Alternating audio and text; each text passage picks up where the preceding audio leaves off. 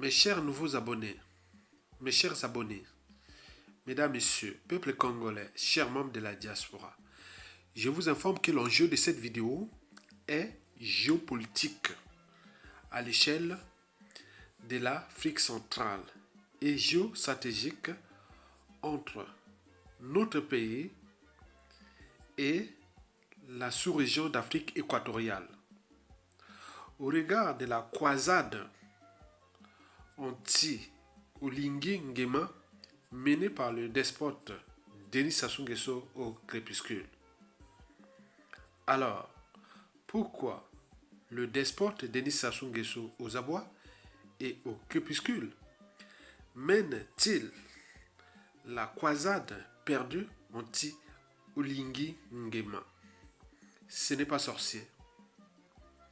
D'abord, voici l'état des rapports diplomatiques et ou politiques entre le général Brice Oligui Nguema et ses compères de la CEMAC, Communauté des États d'Afrique centrale, qui est une succursale de la France-Afrique et donc de la Banque de France et du Trésor public français.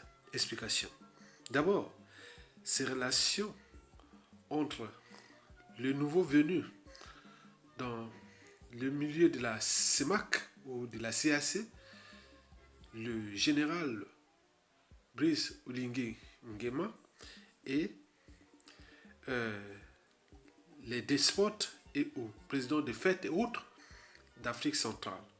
Donc je vais commencer d'abord par ces relations avec Mama Kaka Debi, les relations entre le général Brice Oligui Nguema et Mama Kaka Debi. Il me semble que depuis le coup d'État, Mama Kaka est resté indifférent. D'autant plus que la France-Afrique suit la situation et lui il a des soucis à sa frontière, surtout avec le Niger.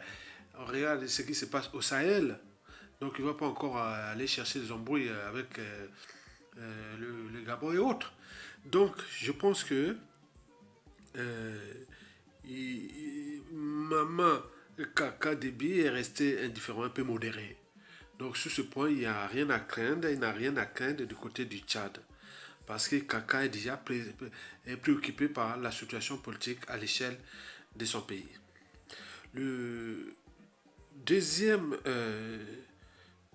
point, c'est celui du général Brice Oligui Nguema avec le président centrafricain Archange Faustin Touadéra. Bon, je pense que là, les relations sont cordiales. D'ailleurs, il me semble que il y a eu une entente cordiale ou diplomatique entre Brice Oligui Nguema et Archange Faustin Touadéra pour mener diplomatie de paix entre lui et Ali Bongo dans le cas de la CEMAC et compagnie. Il me semble que entre Touadéra et Brice Oligui Nguema, il n'y a pas de souci. Les relations restent cordiales. Troisièmement, les relations entre Oligui Nguema et Paul Biya du Cameroun, mais là, ça, pour des raisons stratégiques, déjà dès le coup d'État, au lendemain du coup d'État, Ali Bongo avait essayé d'appeler Paul Biya au secours, mais celui-ci a dit non, non, non, non, je ne veux pas de problème. Bon, aussitôt, il avait bloqué les téléphones d'Ali Bongo, et donc on sait bien que les relations entre Paul Biya et le nouveau venu au Gabon, ils sont, voilà, donc il n'y a pas de souci pour lui. Maintenant, quant au Bien Nguema de la Guinée équatoriale et Denis Sassou Nguesso du Congo Brazzaville, c'est là où ça se complique. D'abord, le fils de Bien Nguema de la Guinée équatoriale, le fils qui est le vice-président, Théodoro, il a dit que bon, il faudra faire compter les voix et s'est lancé du côté de Ondo, Albert Ondo, à Sceaux, qu'il faut, voilà, donc il faut, ce coup d'État ne doit pas être validé. Vous savez, son père est déjà depuis la 44 ans. Et lui, il rêve aussi de succéder à son père. Donc, il voit là d'un mauvais œil l'arrivée de ce truc-là. Voilà. Donc là, les relations sont compliquées entre le Gabon et le Biangema pour ces raisons précitées. Quant au despote Denis Sassou Nguesso, c'est là où c'est complique. Il est en croisade, mais une croisade perdue. Et pourquoi? C'est pour trois raisons. La première raison, c'est que bon, elle est militaire, hein, elle est militaire. Donc Sassou Nguesso voit de mauvais œil ce coup d'État-là. Et qui risque peut-être voilà, d'avoir des. Il risque de contaminer Brazzaville. Donc il s'inquiète. Donc c'est pas des bons oeils, il ne voit pas ça des bons oeils. Et donc pour ces raisons militaires, il a peur que ça arrive chez lui par effet domino.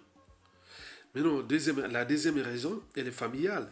Parce que Denis Sassou Nguesso voulait d'un Ali Bongo faible, faible, faible, mais arrivé de ce général Olingi. Donc ça force tout le projet de succession ou la dynastie de Bongo pour son petit-fils. Donc ça se complique. Donc, or, que celui-là est en croisant anti-Bongo, donc ça ne marche pas pour lui. Enfin, la troisième et la dernière raison, elle est France-Afrique. Donc Sassou Nguesso devient de plus en plus isolé. La France-Afrique prend de l'eau. L'image de Sassou Nguesso, la France-Afrique n'est pas bonne. Donc Sassou Nguesso sent là que Sassou perd des alliés dans la zone CEMAC. C'est pas bon pour la France-Afrique aussi. Donc Sassou devient le mouton noir parce qu'il est rejeté par Touadéra. Il va être rejeté par celui du Gabon et de compagnie va jouer quoi. Donc vous voyez que ça c'est